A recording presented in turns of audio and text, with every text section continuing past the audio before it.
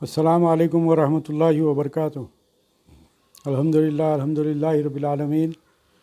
نحمدہ و نصلی علی رسولہ الکریم، اما بعد، قال اللہ تعالی فی شان حبیبہ ان اللہ و ملائکتہ یصلون علی النبی یا ایھا الذین آمنوا صلوا علیہ وسلموا تسلیما۔ اللہم صلی علی سیدنا نبینا شفیعنا حبیبنا مولانا محمد وبارک وسلم۔ الحمدللہ ثم الحمدللہ، اللہ تبارک و تعالیٰ کے فضل و کرم سے آج ہمارا یہ 63واں درس ہے، اور آج سورہ بقرہ کی 75، 76 اور 77ویں آیات کی تلاوت کا شرف حاصل کیا جائے گا، اور اس کا لفظی ترجمہ اور پھر تفسیر بیان کی جائے گی۔ اللہ تبارک و تعالیٰ خیر کا معاملہ کرے اور حق بات کہنے اور حق بات سمجھنے کی توفیق عطا فرمائے۔ رب اشرح لی صدری ویسر لی امری واحلل عقدۃ من لسانی یفقہوا قولی۔ فاعوذ باللہ من الشیطان الرجیم، بسم اللہ الرحمن الرحیم۔ افتطمعون ان یؤمنوا لکم وقد کان فریق منہم یسمعون کلام اللہ ثم یحرفونہ من بعد ما عقلوہ وہم یعلمون۔ وَإِذَا لَقُوا الَّذِينَ آمَنُوا قَالُوا آمَنَّا وَإِذَا خَلَا بَعْضُهُمْ إِلَىٰ بَعْضٍ قَالُوا أَتُحَدِّثُونَهُم بِمَا فَتَحَ اللَّهُ عَلَيْكُمْ لِيُحَاجُّوكُمْ بِهِ عِندَ رَبِّكُمْ أَفَلَا تَعْقِلُونَ۔ أَوَلَا يَعْلَمُونَ أَنَّ اللَّهَ يَعْلَمُ مَا يُسِرُّونَ وَمَا يُعْلِنُونَ۔ صدق اللہ العلی العظیم۔ آئیے ان آیات کا لفظی ترجمہ سماعت فرمائیے کہ 75ویں آیت میں اس کا ترجمہ رکھ رہا ہوں کہ یعنی کیا، فتطمعون پس تم طمع رکھتے ہو، ان یہ کہ یؤمنو وہ ایمان لے آئیں گے، لکم تمہارے لیے، و حالانکہ، قد بلا شبہ، کانا تھا، فریقم ایک فریق، منہم ان میں سے، یسمعون وہ سنتے تھے، کلام اللہ اللہ کا کلام، ثم پھر، یحرفونہ وہ تحریف کر دیتے تھے اس میں، من بعد ما عقلوہ اس کلام کو سمجھ لینے کے، وہم اور وہ، یعلمون جانتے تھے، وَإِذَا اور جب، لقوا وہ ملتے ہیں، الذین ان لوگوں سے جو، آمنو ایمان لائے، قالوا تو کہتے ہیں، آمنا ہم بھی ایمان لائے ہیں، وَإِذَا اور جب، خلا علیحدہ ہوتے ہیں، بعضہم ان کا بعض، الی بعضن بعض کی طرف، قالوا تو وہ کہتے ہیں، کیا، تحدثونہم تم بیان کرتے ہو ان سے، بما جو، فتح کھولا بیان کیا ہے، اللہ نے، علیکم تم پر، لیحاجوکم تاکہ وہ غالب آ جائیں تم پر، بھی اس کی وجہ سے، عند ربکم تمہارے رب کے پاس، افلا تعقلون کیا پھر تم نہیں سمجھتے۔ اور 77ویں آیت آپ کے سامنے رکھ رہا ہوں کہ اولا یعلمون کیا اور نہیں وہ جانتے، انا کہ بے شک، اللہ یعلم جانتا ہے، ما جو، یسرون وہ چھپاتے ہیں، وما یعلنون اور جو ظاہر کرتے ہیں، یہ آپ کے سامنے 75, 76, 77ویں آیات کا میں نے لفظی ترجمہ پیش کیا. اب آئیے اس کا ترجمہ سماعت فرمائیے کہ اللہ تبارک و تعالیٰ ارشاد فرما رہا ہے کہ مسلمانوں سے مخاطب ہو کر، اس میں جو مخاطبت ہے وہ مسلمانوں سے ہے اس آیت میں، کہ مسلمانوں کیا تمہاری خواہش ہے کہ یہ لوگ ایماندار بن جائیں؟ حالانکہ ان میں ایسے لوگ بھی ہیں جو کلام اللہ کو سن کر عقل و علم والے ہوتے ہوئے پھر بھی بدل ڈالا کرتے ہیں. وَإِذَا لَقُوا الَّذِينَ ایمان والوں سے ملتے ہیں تو آمنوا قالوا آمنا، تو اپنی ایمانداری ظاہر کرتے ہیں. وَإِذَا خَلَا بَعْضُهُمْ إِلَىٰ بَعْضٍ، اور جب آپس میں ملتے ہیں تو کہتے ہیں کہ قَالُوا أَتُحَدِّثُونَهُم بِمَا فَتَحَ اللَّهُ، تو کہتے ہیں آپس میں جب ملتے ہیں تو کہتے ہیں کہ مسلمانوں کو کیوں وہ باتیں پہنچاتے ہو جو خدا نے تمہیں سکھلائی. علیکم لیحاجوکم بہ عند ربکم، جو باتیں اللہ تبارک و تعالیٰ نے تمہیں سکھلائی ہیں، کیا وہ باتیں تم جیسے ان کو بتلاتے ہو؟ کیا جانتے نہیں کہ یہ تو خدا کے پاس تم پر ان کی حجت ہے؟ افلا تعقلون، اور یہ حجت ہو جائے گی، کیا تم اس بات کا عقل نہیں رکھتے؟ اولا یعلمون ان اللہ یعلم ما یسرون وما یعلنون. اب یہاں پر اللہ تبارک و تعالیٰ بتلا رہا ہے کہ کیا یہ نہیں جانتے، یعنی کہ ان سے مراد ہے، کس سے؟ علماء یہود سے مراد ہے. یہ کیا یہ نہیں جانتے کہ اللہ تعالیٰ ان کی پوشیدگی اور ظاہرداری سب کو جانتا ہے؟ تو یہاں پر جو باتیں آ رہے ہیں، ابتدائی جو آیت میں جو بات سامنے آئی کہ مسلمانوں سے اللہ تبارک و تعالیٰ مخاطب ہو کر کہہ رہا ہے کہ آپ لوگ اس بات کی طمع رکھتے ہیں، آپ لوگوں کو اس بات کی امید ہے کہ یہ لوگ اسلام قبول کریں گے. یہودیوں سے متعلق یہ باتیں ہمارے سامنے آئی، کیونکہ مسلمان یہ چاہتے تھے اور سرکار دو عالم صلی اللہ علیہ وسلم یہ چاہتے تھے کہ تمام لوگ اسلام قبول کر لیں اور دوزخ کے راستے سے بچ جائیں، اور اسلام قبول کر کر حقیقی ایمان ان کے اندر پیدا ہو جائے، اللہ پر، رسول پر صلی اللہ علیہ وسلم پر اور کتاب پر، یہ تمام جو ایمانیات ہے اس پر ایمان لائیں، جس کی وجہ سے وہ اللہ کے غضب سے بچ جائیں گے. اور جب ایمان لائیں گے تو اللہ کے پسندیدہ بندے بچ جائیں گے. سب سے بڑی بات یہ ہے کہ سرکار صلی اللہ علیہ وسلم کو جب سے نبوت کا تاج آپ کے سر پر رکھا گیا، اس وقت سے لے کر آپ کے پردہ فرما جانے تک یہی فکر آپ کو رہتی تھی، یہی فکر آپ کو رہتی تھی کہ آپ یہ چاہتے تھے کہ لوگ اس میں یعنی کہ اسلام میں داخل ہو جائیں، اسلام میں داخل ہو جائیں. یہ بات کو وہ جو طمع تھی، وہ جو خواہش تھی، وہ جو امید تھی، اس کو یہاں پر بیان کیا گیا. تو یہ آپ آگے آئیے، اب اس کی تفسیر ہم دیکھتے ہیں کہ جو بات بتلائی جا رہی ہے، جو میں نے باتیں آپ کے سامنے سرسری آپ کے سامنے رکھی ہے، کہ اس گمراہ قوم یعنی یہود، اس گمراہ قوم یہود کے ایمان سے اللہ تعالیٰ اپنے نبی اور آپ کے صحابہ کو آگاہ کر رہا ہے کہ جب ان لوگوں نے اتنی بڑی بڑی نشانیاں دیکھتے ہوئے اپنے دلوں کو سخت پتھر جیسے بنا لیے، خدا کے کلام کو سن کر سمجھ کر بھی اس کی تحریف اور تبدیل کر ڈالی، تو ان سے تم کیا امید رکھتے ہو؟ ٹھیک اس آیت کی طرح اور جگہ فرمایا فَبِمَا نَقْضِهِمْ مِيثَاقَهُمْ، یعنی ان کی عہد شکنی کی وجہ سے ہم نے ان پر لعنت نازل کی. جو گزشتہ آیات میں یہ تمام تفصیلات ہمارے سامنے آئے کہ کس طرح ان کے دل سخت ہو گئے تھے، وہ باتیں بھی ہمارے سامنے آئے. پھر یہ لوگوں نے کس طریقے سے توریت میں تحریف کی، اور پھر یہاں پر جو آگے آیتوں میں جو بات بتلائی جا رہی ہے کہ موسیٰ علیہ السلام کے ساتھ جا کر طور پر جا کر اللہ کے کلام کو سنا تھا، اس کے باوجود پھر یہاں پر آ کر اس کے اندر تحریف کی اور غلط باتیں یہاں پر بیان کرنے لگے جب وہ واپس آئے ایلا کے مقام پر. تو یہی باتیں اب آگے آ رہی ہیں کہ یہ لوگوں کا دل تو اس قدر سخت ہے اور یہ لوگ اس قدر تحریف کرتے ہیں، اور ان کے پاس نبی آ چکے ہیں، اس کے باوجود یہ لوگ نبی کے معجزات کو بھی دیکھے ہیں، اس کے باوجود یہ لوگوں نے جو سو اس میں توریت میں تحریف کی، اور پھر جو حقائق بیان کرنا تھا وہ حقائق بیان نہیں کیے. وہ تفصیلات یہاں پر آگے آ رہے ہیں. یعنی ان کی عہد شکنی اور جب وعدہ کرے اور وعدہ خلافی وہ لوگ ہمیشہ کرتے رہے.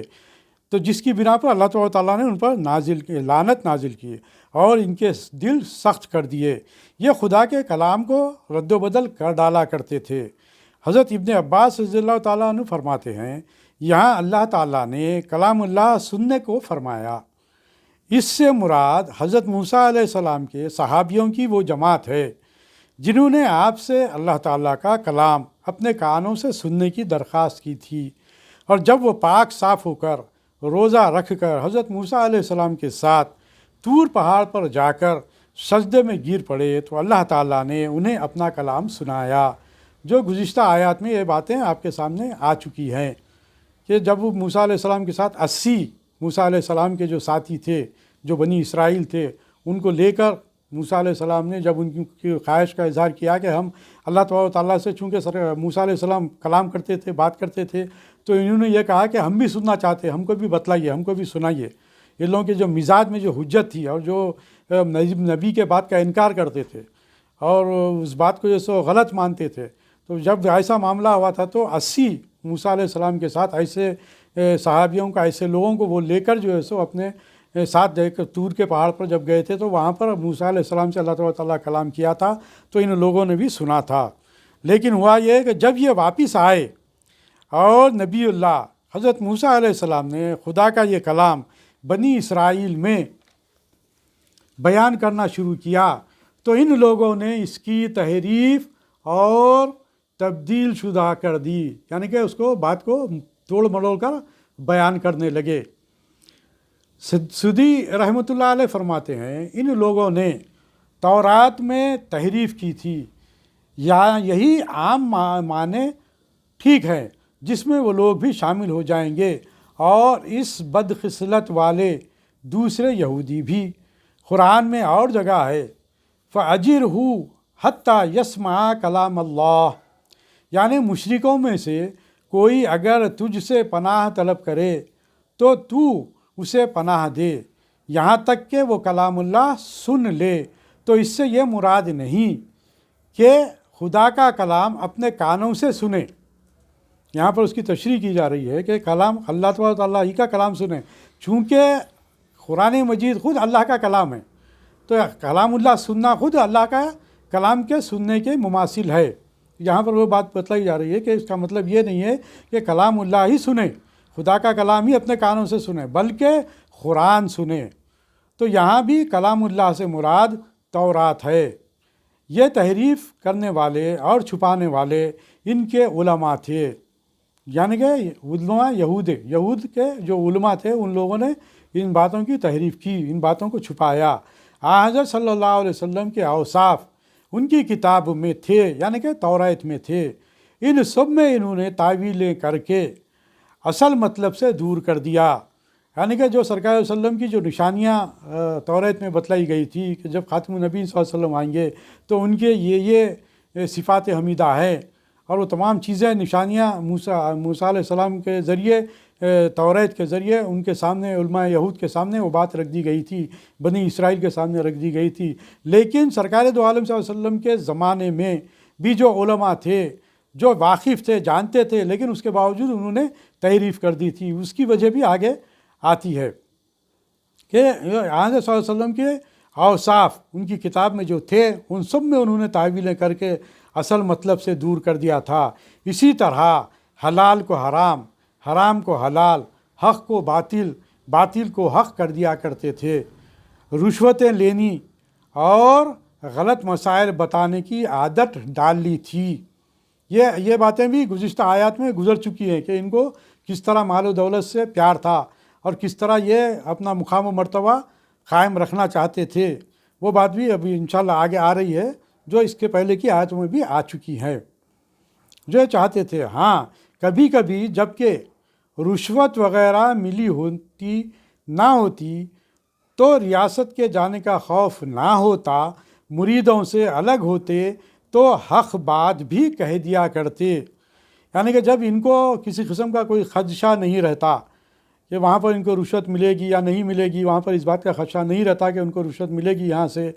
تو ان کے سامنے ان کی خوشنودی کی بات کریں۔ جب یہ بات نہیں رہتی تو ایسے لوگوں کے سامنے یہ لوگ حق کی بات کہتے تھے۔ مسلمان، اور پھر یہاں پر یہ بات بتلائی جا رہی ہے کہ مسلمانوں سے ملتے تو کہہ دیا کرتے کہ تمہارے نبی سچے ہیں، یہ برحق رسول ہیں، لیکن پھر آپس میں بیٹھ کر کہتے کیوں عرب سے یہ باتیں کہتے ہو، پھر تو یہ تم پر چھا جائیں گے، خدا کے ہاں بھی تمہیں لاجواب کر دیں گے۔ تو ان کے جواب میں اللہ تعالیٰ نے فرمایا کہ ان بے وقوفوں کو کیا اتنا علم نہیں کہ ہم تو پوشیدگی اور ظاہر داری سب کو جانتے ہیں، چاہے تم اسے چھپاؤ یا تم اسے ظاہر کرو، ہم ہر بات کا علم رکھتے ہیں۔ یہ اللہ تبارک و تعالیٰ کہہ رہا، کیا تم نہیں جانتے؟ تم کو کچھ عقل ہے؟ ہاں، تم اگر عقل رکھتے ہو، تم جب اتنا سب کچھ جانتے ہو، جب تمہارے پاس توریت ہے، جب تمہارے پاس موسیٰ آ چکے ہیں تمہارے نبی، اور اس بات کو پیش کر دیا ہے، اور اس بات کا ایمان ہے شروع سے، ابتدائی سے اس بات کا ایمان تمام انبیاء کرام کا رہا ہے کہ اللہ تبارک و تعالیٰ ہر علم کا، ہر چیز کا جاننے والا ہے، اس کے باوجود تم یہ کرتے ہو، تم سمجھتے ہو کہ تم چھپا رہے ہو، تم اس کو چھپاتے ہو۔ تو یہاں پر یہی بات بتلائی جا رہی ہے۔ اور ایک روایت میں ہے کہ رسول اللہ صلی اللہ علیہ وسلم نے فرمایا،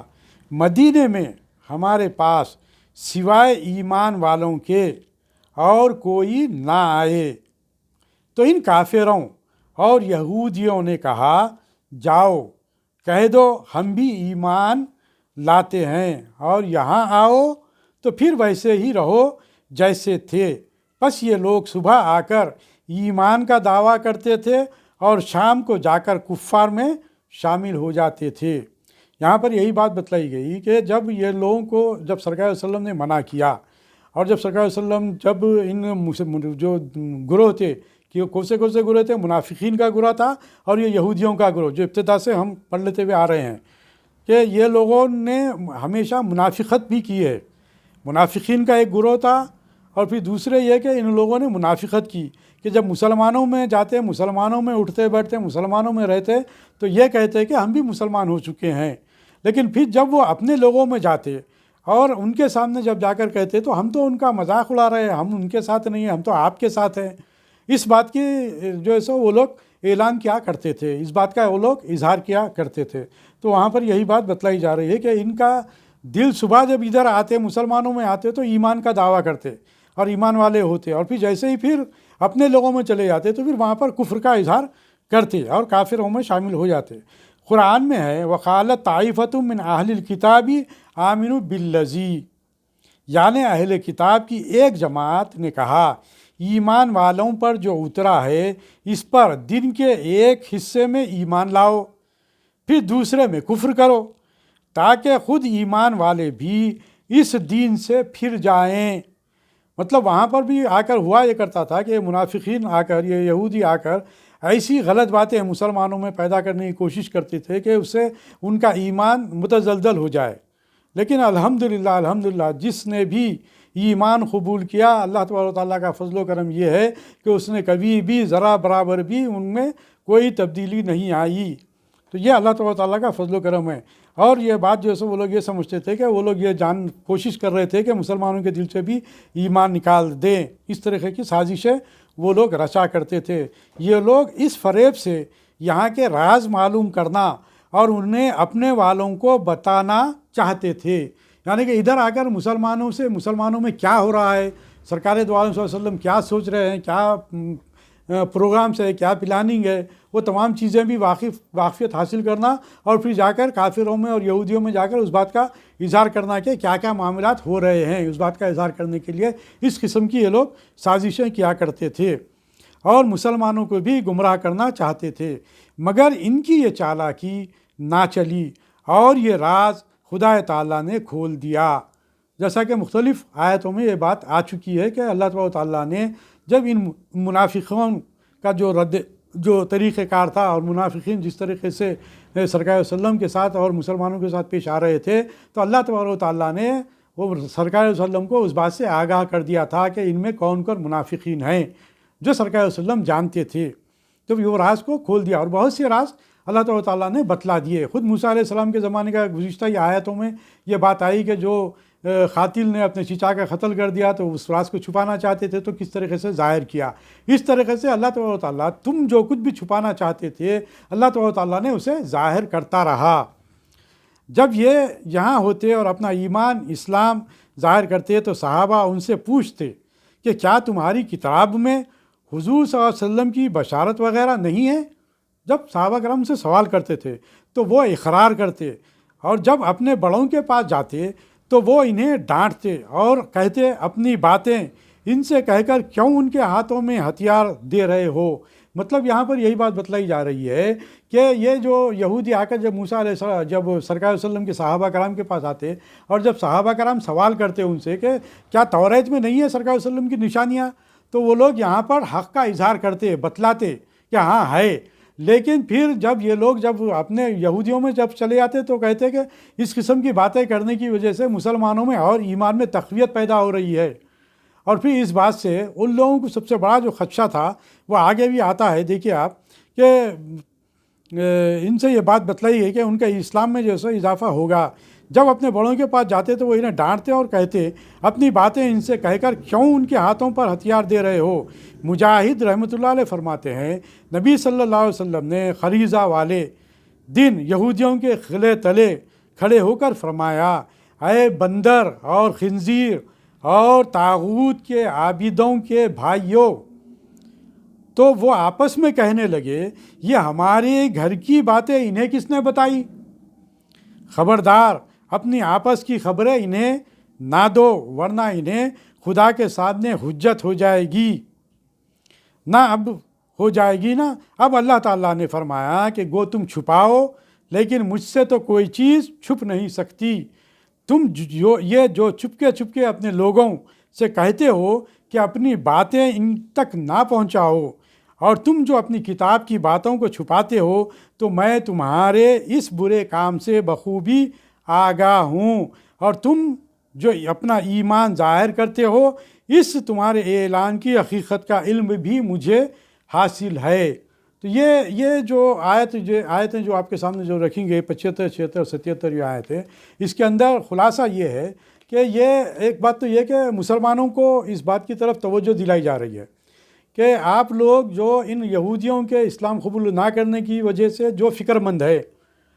اور جو آپ لوگ یہ چاہتے ہیں کہ وہ لوگ اسلام میں داخل ہو جائیں، تو ایسے لوگ جن کی ابتدا ہی سے یہ طریقہ کار رہا کہ اپنے نبیوں کو یہ لوگ جھٹلاتے رہے، اور پھر جو کتابیں نازل کی گئی اس کو جھٹلاتے رہے، اور پھر ان کا جو وتیرہ کار رہا وہ انبیاء کو قتل کرتے رہے، اور یہ لوگوں کو جو ہے سو ہر عمل کو جو ہے سو یہ لوگ جو اللہ تبارک تعالیٰ کا احکام ہوتے تھے اس پر عمل نہیں کرتے تھے۔ ایسے لوگوں سے آپ لوگ جو امید باندھے ہوئے ہیں، ایسے لوگوں سے امید باندھتے ہو، اور یہ بتلایا جا رہا ہے کہ اگر یہ لوگ ایمان نہیں لاتے ہیں تو بھی آپ لوگوں کو کوئی فکر کرنے کی ضرورت نہیں ہے، کیونکہ آپ کا کام تو دین کو پہنچا دینا ہے، اور دین کو آپ نے پہنچا دیا۔ اس وجہ سے اب یہاں پر مسلمانوں کو اس بات کی ڈھارس بندھائی جا رہی ہے کہ آپ لوگ زیادہ فکر مند مت ہو۔ یہ چیز جو ہے سو یہ اس لیے ضروری تھا کہ ایمان والا جو ہوتا ہے وہ چاہتا ہے کہ دوسرا بھی عذاب جہنم سے بچے، دوسرا بھی اللہ تبارک تعالیٰ پر ایمان لائے۔ اسی لیے یہ ہم پر ذمہ داری ہے کہ ہم دین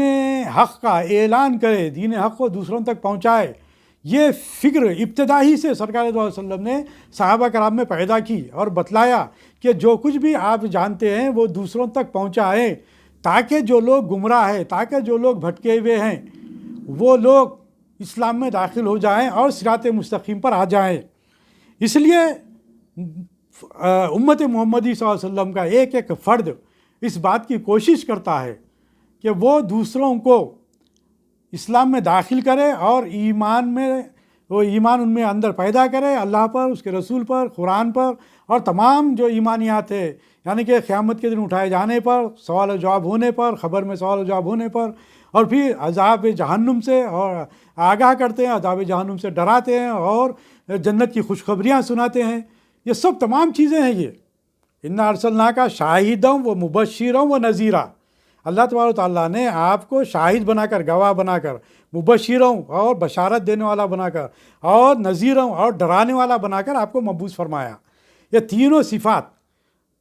صفات حمیدہ کی بنا پر ہمارا یہ فریضہ بنتا ہے کہ جو کچھ بھی نیک اعمال ہیں اس کی طرف لوگوں کو توجہ دلائیں، اور ایمان میں ایمان ان کے اندر پیدا کرنے کی کوشش کریں اور اسلام میں داخل کرنے کی کوشش کریں۔ یہ ہر مسلمان کی اپنی ذمہ داری ہے۔ اسی لیے یہاں پر یہ بات بتلائی جا رہی ہے کہ آپ لوگوں کا کام تو وما علینا الا البلاغ المبین، آگے کی آیتوں میں یہ بات آتی ہے،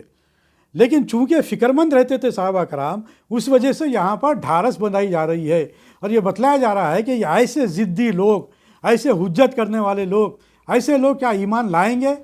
اور پھر دوسری بات، اور ایک بات آپ کے سامنے رکھوں کہ اللہ تبارک و تعالیٰ جسے ایمان سے سرفراز کرنا چاہتا ہے، وہ ایسے ہی لوگوں کو ایمان سے سرفراز کرنا چاہتا ہے جس کے دل میں کچھ نہ کچھ روشنی ہو، کچھ نہ کچھ تڑپ ہو، کچھ نہ کچھ اللہ تبارک و تعالیٰ کی طرف تڑپ ہو، کچھ نہ کچھ وہ ایمان رکھتے ہوں۔ ایسے لوگوں کو اللہ تبارک و تعالیٰ ایمان سے سرفراز بھی کرتا ہے، اور ایسا اللہ تبارک و تعالیٰ کے کرتا بھی رہا ہے۔ تو بہرحال یہاں پر جو باتیں ہمارے سامنے آئی ہے، اس سے ہمیں یہی درس ملتا ہے کہ ہم بھی ان آیات کو پیش نظر رکھتے ہوئے ہم اس بات کی کوشش کریں کہ جو ایمانیات میں داخل ہیں ان پر ہم ایمان لائیں بغیر کسی حجت کے، اور ہم کوشش کرتے رہیں کہ اللہ تبارک و تعالیٰ کے احکامات دوسروں تک پہنچائیں۔ یہ ہمارا اپنا فریضہ ہے۔ اللہ تبارک و تعالیٰ سے دعا ہے کہ ہم جو کچھ کہہ رہے ہیں، سن رہے ہیں، اس پر عمل کرنے کی توفیق عطا فرمائے اور قرآن مجید کا صحیح فہم اور صحیح فکر عطا کرے۔ اللہ تبارک و تعالیٰ ہی ہمارے دلوں کو پھیرنے والا ہے۔ ہمارے دلوں کو، اے باری تعالیٰ تو ہمارے دلوں کو نیک راہ کی طرف پھیر دے، جو ایمانی حالت کا ہے، جو ایمانی کیفیات ہمارے دلوں میں پیدا کر دے، ہمارے دلوں میں ایمان کے نور کو منور کر دے۔ ربنا آتینا فی الدنیا حسنۃ وفی الآخرۃ حسنۃ وقنا عذاب النار۔ اے باری تعالیٰ ہماری دنیا کو بھی اچھی کر، ہماری آخرت کو بھی اچھی کر، اور ساتھ ساتھ اے باری تعالیٰ ہمیں عذاب جہنم سے بچا۔ ربنا لا تؤاخذنا ان نسینا او اخطانا۔ اے ہمارے پروردگار، ہم سے کوئی بھول چوک ہو جائے تو ہماری گرفت نہ فرما۔ سبحانک اللہم وبحمدک اشہد ان لا الہ الا انت استغفرک واتوب الیک۔ اے اللہ پاک، میں آپ کی تعریف بیان کرتا ہوں،